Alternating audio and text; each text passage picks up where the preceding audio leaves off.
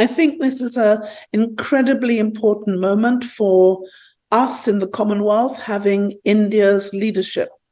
You'll know that the Commonwealth has been pushing hard, for example, for a reform of the international financial institutions.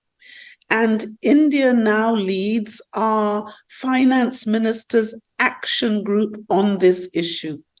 We believe that we should have a universal vulnerability index, which takes into account not just GDP, but the vulnerability of our countries.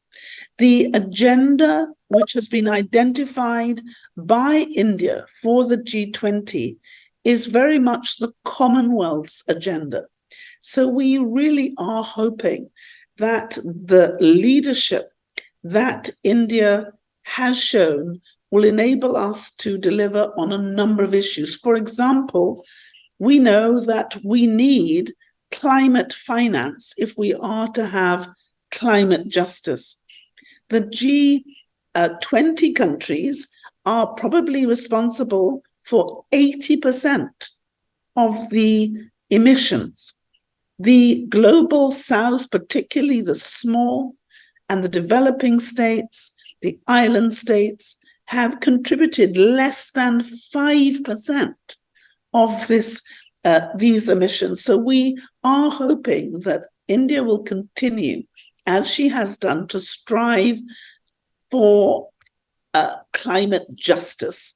And she will be receiving warm support. And I must thank India for taking up the mantle of chairing this Commonwealth Finance Ministers Action Group, which is supported by Nigeria as the deputy or vice chair on behalf of our Commonwealth Finance Ministers.